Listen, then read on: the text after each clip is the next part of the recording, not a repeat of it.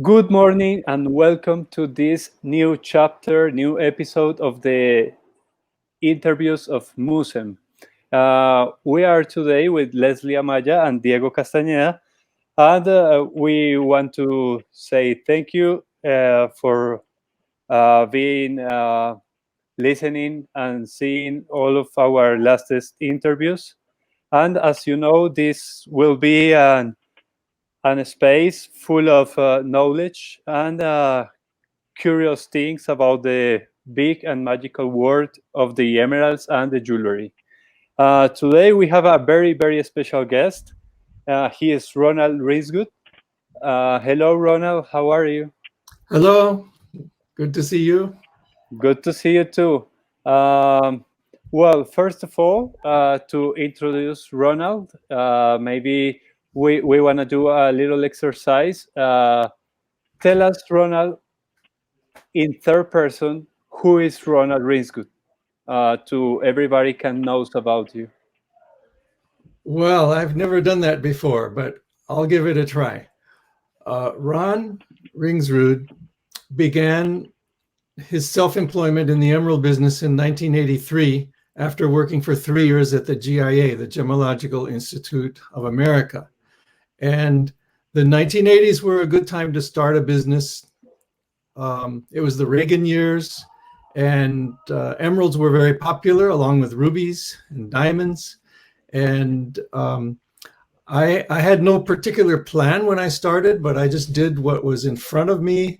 And I made between 4 and 6 trips per year to Colombia to buy emeralds and export the emeralds to the United States.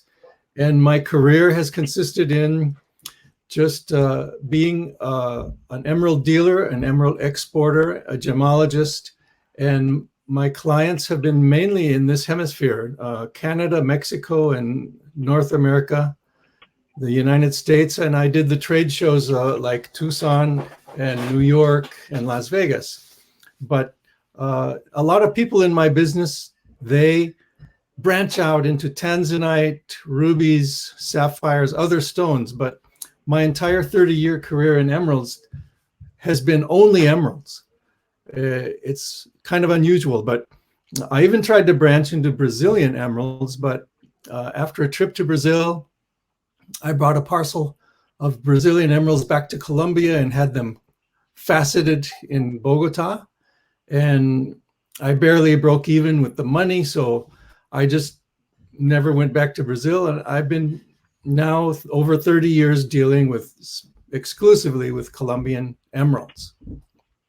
All right, it's really, really interesting about that you try to do some other things with Brazilian emeralds or maybe with another colored stones.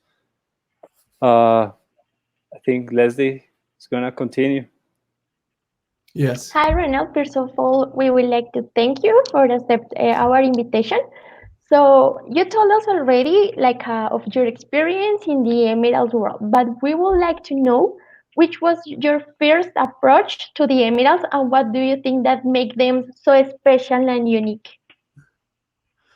I think in my first visit to Colombia as an emerald person, I remember specifically the people. The Colombian people were so warm, so welcoming, and so easy to work with. And I even went to Chiquinquirá in 1984 to buy emeralds there, because there's every Tuesday there was a market there back in those years. And I was very young and I was very ignorant on a lot of things. And the men in Chiquinquirá, they could have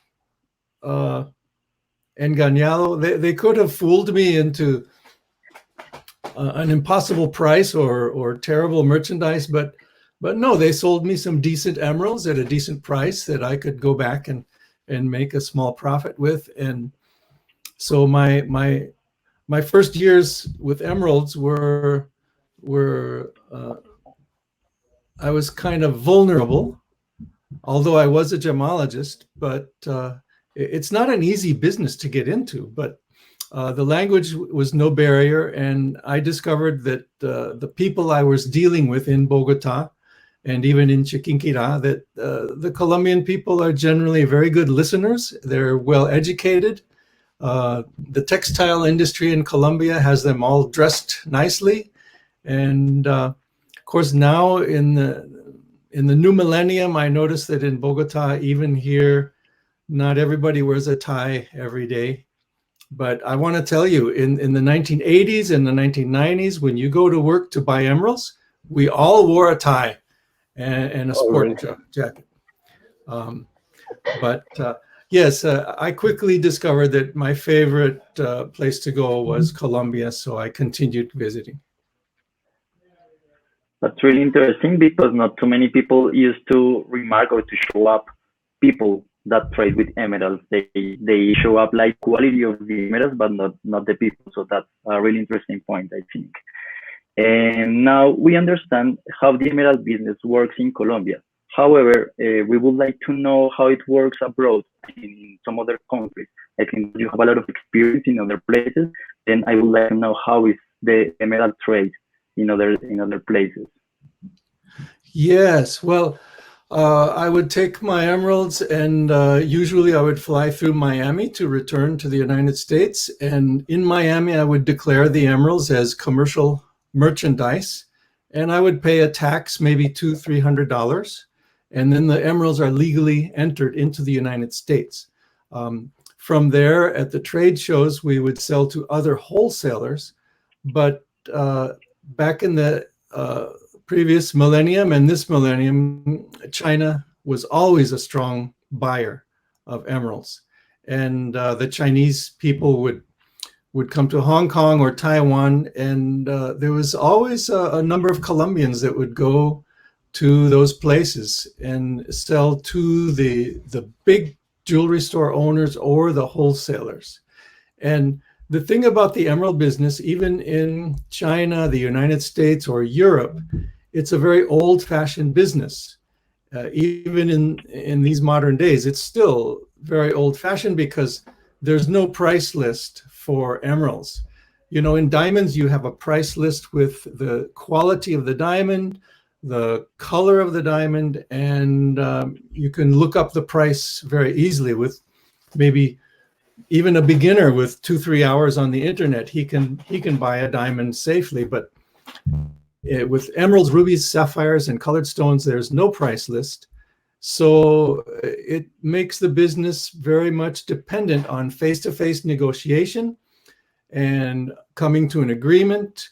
It's a business based on relationships and honor. So you have to develop a reputation of trustworthiness, truthfulness, and honor. And it makes it a very old-fashioned business because there's no fixed price. The price of an emerald is only the price that the seller and the buyer agree to. So it was my joy to go to places like Switzerland or France and sell emeralds there. Although in reality, after a few trips to China, I realized that I don't want to travel so far to sell my emeralds. It was just a long trip to get to China, and even to get to Europe from California was a long trip. So my career has mostly been focused in the United States and in North America. The behavior is more or less the same here, I think. No, George? I think that it's the same, like the trustworthy people that sell emeralds here. So it's going to be more or less the same in every part of the world, right? Yes, it's still that way. Every few years, somebody tries to develop a new colored stone grading system or a new system to quantify color, but it's impossible because an emerald or a ruby or a sapphire, it not only has its body color, but it has the color of internal reflections. And not only that, but the color is modified by how well the emerald or stone is cut and how milky or how clear the stone is. There's so many factors that it's just a system of prices based on beauty.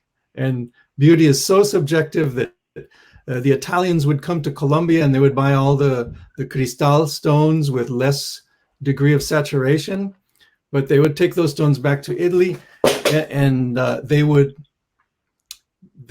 put those stones in yellow gold, and it looks beautiful. Whereas the Chinese would like larger stones with rich saturation. To them, that's the most beautiful. And those of us in the market, like myself and Oscar Baquero and Gianpaolo Magnani and other buyers, we would find little openings and niches in our market to buy effectively and sell well in our countries to the clients and customers that we have. So it's always a challenge. The business has been a challenge, and even among us dealers of emeralds today, if we see a young man or a young woman coming into the emerald business, we try to help them because it's a very difficult business, and it requires a lot of contacts, relationships, and visual appreciation of color and quality. So you need a mentor, you need help to start. But that's part of the exotic allure of emeralds. We love emeralds just because of that. And the clients who have emeralds in jewelry of their own, they're very happy with a color that's so exotic. And there's nothing more exotic than the color of a Colombian emerald. Exactly. Yeah, Another factor that's that true. is actually really, really important for our customers, and it's a really important topic, is like at the extraction methods. They are always asking us about this, about the miners. So we would like that you tell us about how the mining business work. Yes, it is true that, Leslie, a lot of people want to know how was the stone extracted? How were the miners treated? Do the children of the family of the miners, can they go to school? Can they go to college even? And this is all in the last 15 years that this has happened. And, about 20 years ago, there was the subject came up of blood diamonds. So some of the rebel forces in Africa were using diamonds to finance the purchase of weapons to harass and to kill people of their enemies in Rwanda and other places in South Africa. And this was a horrible situation, so bad that it got the name blood diamonds. But diamonds were being used to finance warfare. And in the 1980s, the Colombians were very painfully aware of Pablo Escobar and the multinational cocaine trade of coca in the world. And so that was kind of an embarrassment for every honest Colombian. So the instant that the idea or the concept of blood diamonds came out, they immediately knew that, oh no, we don't want people to think of blood emeralds or emeralds being used to finance cocaine trade or emeralds being used to finance organized crime. So the Colombians organized, even in the 90s, they knew they had to organize their reputation very well. And the first Emerald Symposium of 1998 was a beautiful example of this. The Colombians came together and they showed the world that they're treating the miners very well. The wealth is being shared out in the emerald mining region. I remember Don Chepe Ortiz at La Pita mine. He eliminated the use of alcohol anywhere close to La Pita mine, and that lasted for about 2 years. You had to drive to Maripi to buy beer. So everybody was, behaving a little bit better, and I would go out to the emerald mine, and instead of seeing, ugly, scary faces, that people would be going, "Hey, ¿cómo estás? How are you doing?" So yeah, because of the blood diamonds, the emerald business became very serious very quickly. And now with the new millennium, you have a situation where international companies are coming in to operate Colombian emerald mines. First with some French and Canadian companies that were not successful, And then finally in 2009, the Muzo company came in and purchased 50% of Victor Carranza's Muzo emerald mine. And now after 2013, the Muzo company, which is a Houston-based multinational company, they have 100% of the operation of the Muzo emerald mine. And they did a beautiful job of corporate social responsibility.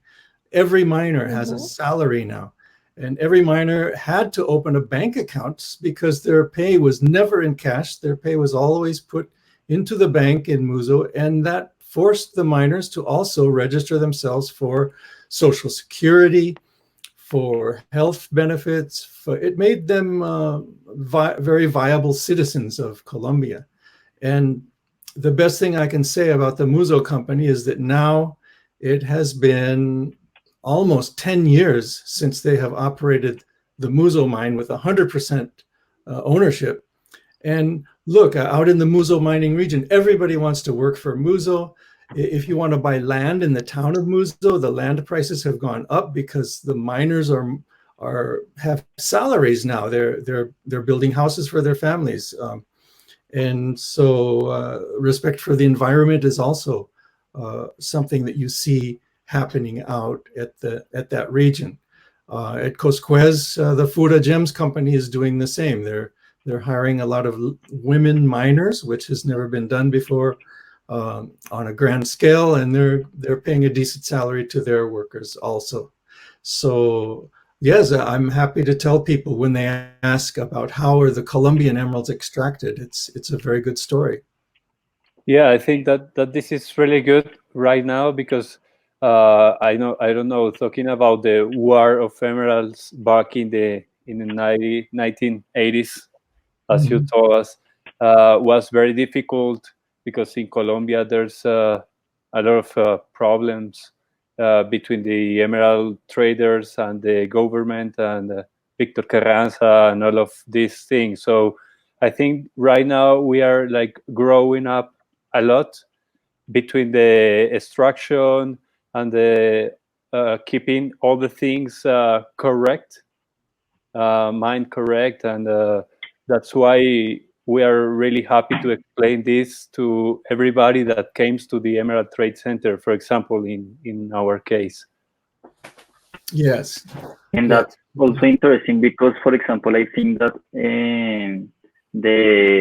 most of the people think that the privatization of the mines is not good. But in this case, when we are talking about the mines, about the people, is much better, I think. It's true. The privatization of the mine, it's any step of evolution is somewhat full of change and a little bit of pain. There were now fewer huaqueros and maybe fewer comisionistas in the street in Bogota, but there still seems to be enough for everybody. So any other questions? Yes. We have plenty. Now you talk a little bit about the GIA, but now we would like to know what is the role of the GIA in the emerald business. Why is so important that institute worldwide? The Gemological Institute of America, the GIA, they have an excellent reputation as the knowledge leaders of the world for gemology and for diamond knowledge. Everybody that wants a diamond certificate goes to GIA for their diamond certificate. Because GIA invented the trading and the grading system for diamonds. I must say, though, that as for emeralds, they have good emerald knowledge, and their laboratory is one of the top 5 laboratories in the world. But most Chinese emerald customers prefer laboratories from Bangkok or Hong Kong.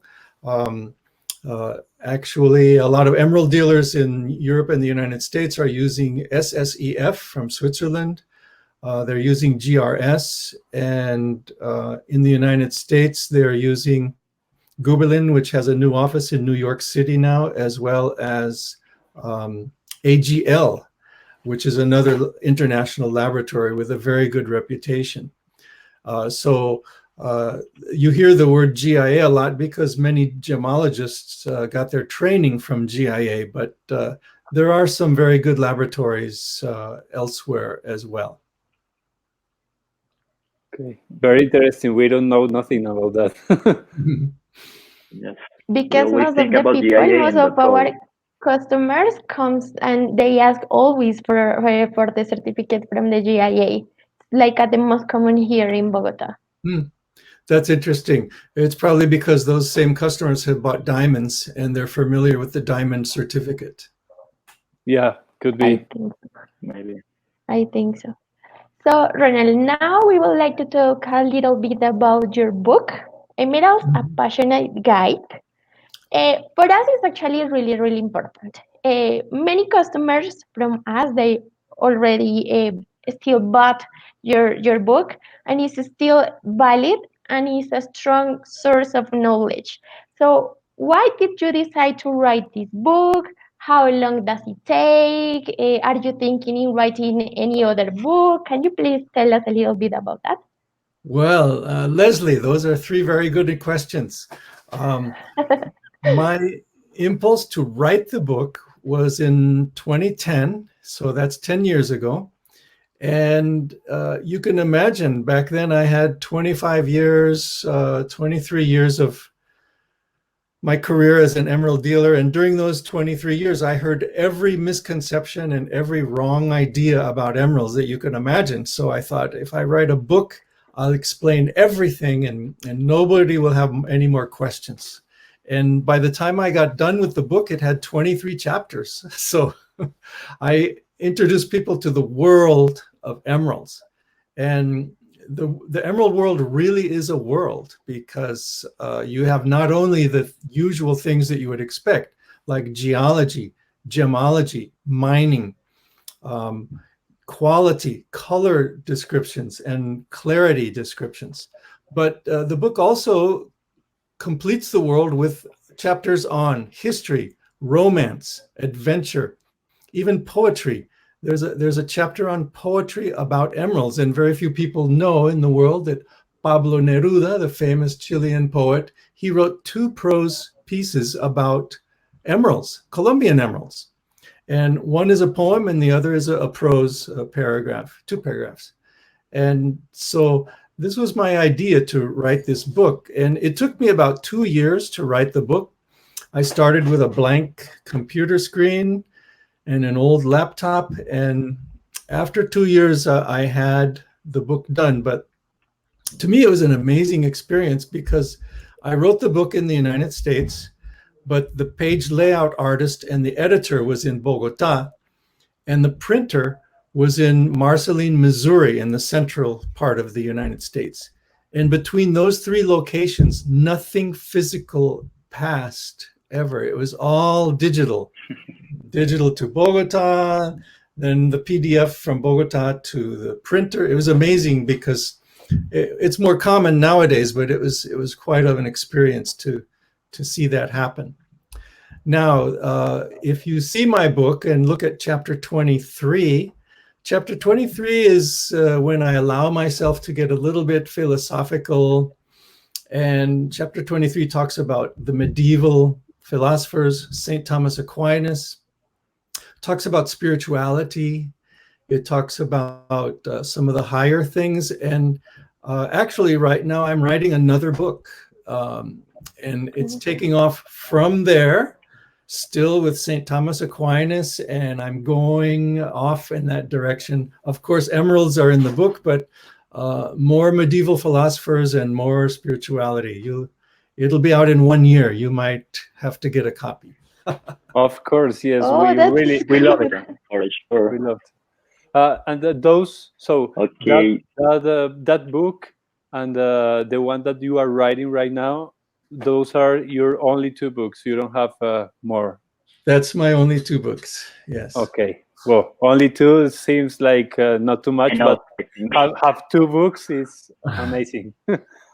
actually Yeah. I've read in somewhere, I don't remember where, that the first book, the Passionate Guide, was like a 300 pages. So you have to send to your editor and you have to look for the things that you really want to show. Yes, I had a lot of back and forth with my editor, and my editor was also a former editor at the GIA for their magazine. But I'll never forget my page layout artist. It's so very important that the book have excellent photographs because the color and the quality of emeralds is very important. So I had to do a lot of work with the page layout artist, and I'll never forget filling up my briefcase with the computer, with papers, with notations. I would take a taxi or ride my motorcycle way from the Candelaria all the way up to 124, close to the Hospital Reina Sofia, and I would work until 11 o'clock at night with the page layout artist, and then I would go all the way back home in the cold. But we finally got a very good book out, and I'm proud to say that the book has since been published in Spanish, in Chinese, and in Russian. Chinese and Wow. Russian And too. who took these? Who Yes. took these pictures? Who took these photos? You or you took these photos? I took there's actually 250 photos in the book, and I took 240 of those photos. Okay. Almost all. Nice. And full work. Okay, you already said that, as you said, there are a lot of interesting things about the emerald in your book. So we would like to focus on something that is really important for the people. The color. The fifth chapter there, and an entirely chapter is dedicated on that. Would you like to tell us why the saturation of the color is so important? Why the color is, it makes a difference between the Colombian emeralds and other emeralds, or about the emeralds in general?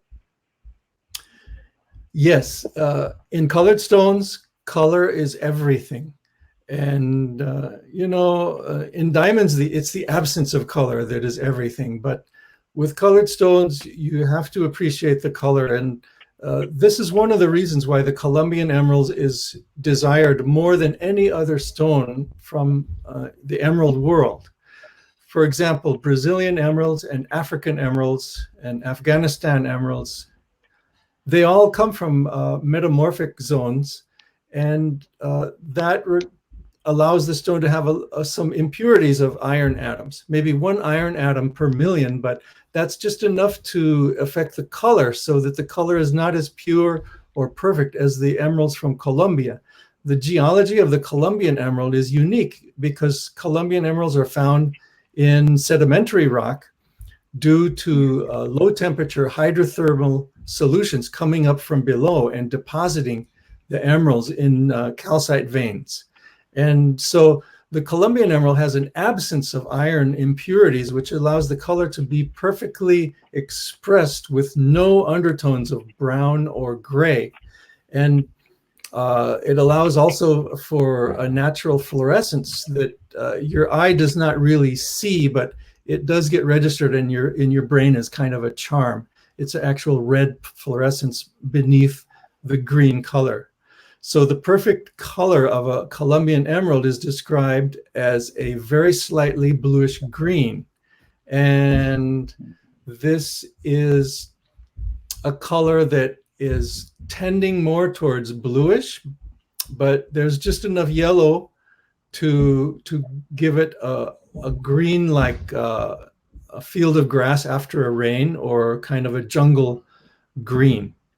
Whereas some of the other stones, for example, African Zambian emeralds, look a little bit too much bluish, and they look a little bit steely also from the undertone of gray color. So the appreciation of the color of a Colombian stone, regardless of whether the saturation is strong or medium, it's that color that is so perfect, the very slightly bluish green. And very much a distant second place is the clarity of the stone. You know, emeralds will always have inclusions, and if you look close at the stone, you can see those inclusions. But as long as the inclusions inside the stone do not affect the beauty, then it's fine. you appreciate the stone for its color and the way the color is delivered to your eye. Actually, That's really Geraldine interesting. really wants to ask you one question that for her is really really important. Uh, she's wondering if you remember one special inclusion, one emerald that you said this one is really really good because the inclusion was like this. Uh-huh. Well, I wonder which emerald could that be? Well, I had one emerald that had a three-phase inclusion in it.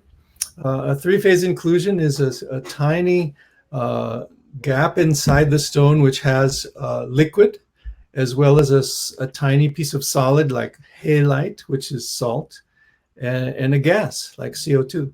And the bubble of gas in this particular emerald created an outline of the shape of the gap that it was in. And the outline was exactly the shape of the 9 turns of an international racetrack in Southern California. Turn 1 and turn 2 were like a shape coming around, and it's a racetrack that I was familiar with because when I was younger, I raced motorcycles there. And turns 6, 7, and 8 caused a lump elsewhere. And imagine how surprised I was looking in the microscope and seeing all 9 turns on the Wow. inside the Okay. emerald. Would be really special, I think. Yes, and so I took a micro photograph of that inclusion, and I sent it to my friend in Italy, who was the director of the geology museum at the University of Rome. And because the Italians are crazy about motorcycle racing, they actually published my photo in the gemology magazine in Italy. Really? Quite a story, yeah.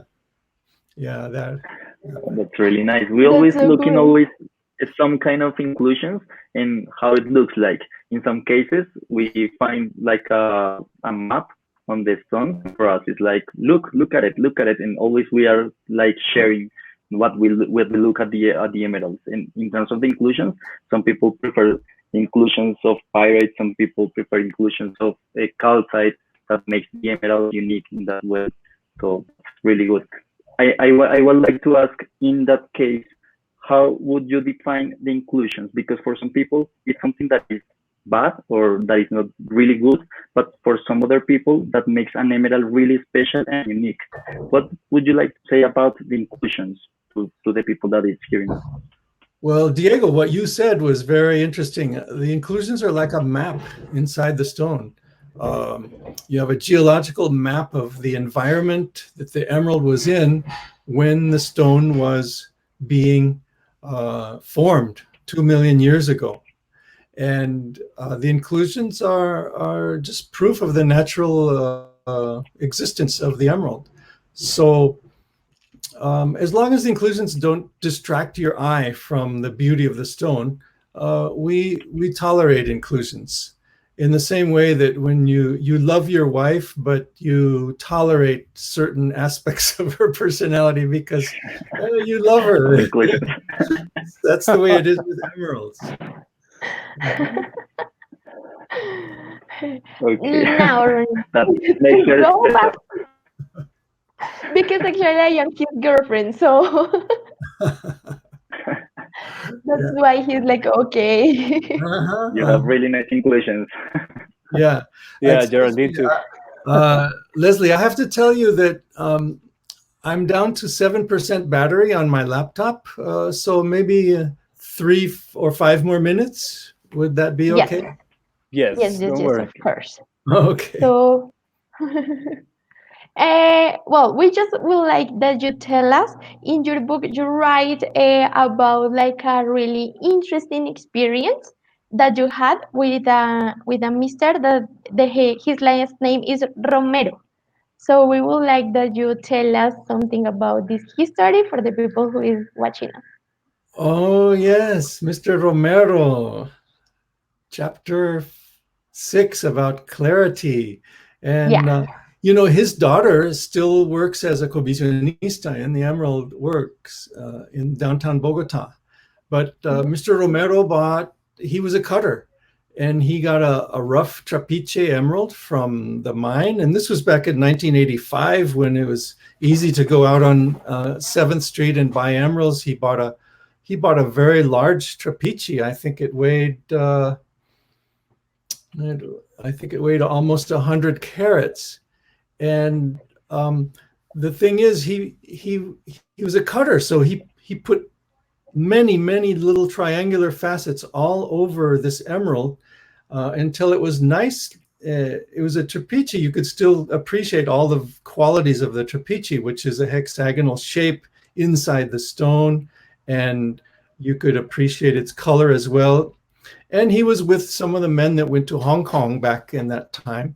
And Mr. Romero was asked by a buyer in Hong Kong, how much is this emerald? And he said, well, $500, because, he bought the stone for $300. He wanted to make a little profit, but he forgot that when you buy a piece of rough, you buy the rough for the total price of the stone. So $300 or $500. But the moment you facet the stone with facets, it's no longer a rough stone. It's a faceted stone, and your price that you ask is the price per carat. So the buyer of this emerald in Hong Kong, he said, "Oh, $500, that's a lot of money. You won't take anything less." And Mr. Romero said, "No, it's worth $500. It's worth it." And so the man went into the back room, and he came out with a check for $50,000 because the stone weighed 100 carats. Yeah. And of course, Mr. Romero, being a good Colombian, he kept his face, controlled his face. His brain was exploding, but he controlled his face, and he left with that money, and that started him on a very good career in emeralds. He lasted many years. Okay, that's nice. Really good memories. Okay, and for many people, it's difficult to approach the emeralds when they don't know anything about the emeralds and about buying the market. Which advice would you give them to buy an emerald? Well, to buy an emerald, you have to find someone you trust. You have to judge the people who are selling you the emerald just as much as you judge the stone itself. So I would suggest find someone like Geraldine or Diego or Leslie and talk to them. And then buy my book. With my book, you can judge the emerald much better, and then you can easily arrive at a fair price and be very satisfied with the stone. But it's all based on beauty and personal relationships. So that's the best way to start, is find some good people. Then they are going to explain you everything, and that's the most important thing, right? Yes, it is. Okay, Ronald, hello, I'm back. I don't know what happens with the connection. I really appreciate all of your time here with us, sharing your experience and all of your memories. Was a really amazing time. I hope could be more, but maybe someday here back in Bogota, we can sit and talk more about this magical word. I want to close with a question that as the first one, that you talk about who is Ronald. Oh, look at Somebody just walked. I am going to adopt one kitty. Estamos en cuarentena con la familia. Aquí está la familia. And, yes, your question? Yeah. Well, now I want to know how would you like to be remembered? You are giving us a big legacy with your books, with all your knowledge. So, but how you want to be? I think it's a thing that I realize now that my book will remain as a reference book for Emeralds for a long time, and I just hope that I'm remembered as the guy that not only went to Colombia, but he embraced the culture, bought a house in Colombia. I don't know why I never married a Colombian girl, but I didn't. I have Linda with here, but my name will always be associated with the United States and with Colombia. Okay. Okay, well, Ronald, for me, thank you so much for being here, for your time, and all of your stories. I don't know if Diego and Leslie want to say something. Yes, I Yes, would I like would to like say to that thank you again. Mm-hmm. Yes. And Thank you for the thank you for your opportunity time. to speak, and Thank you for I your wish you all knowledge. the best. Yes. I hope that one day you can come and we can drink a coffee and talk about everything. You can tell us all your stories. We would like to extend our interview with you. That would be really nice Okay. for us because you are Thank like you. a guru for us. Yeah, you of owe me the a Emerald. coffee now. Okay, I'll remember that. Okay, And And perfect. we are expecting for your new book. We are really Yeah. excited for that. So we are you like, you "Ooh." have you have here 4 customers: Geraldine, Leslie, Diego, and George. Okay. Customer for your new book. Okay. Okay. Very Thank good. you very much, Okay. Ronald. Thank you all. Thank Thank you you. very much. Bye. Have a good day. Have a good Take time. care. Don't touch Bye. your face. Thank you. You too. Okay. Bye. Bye. Bye.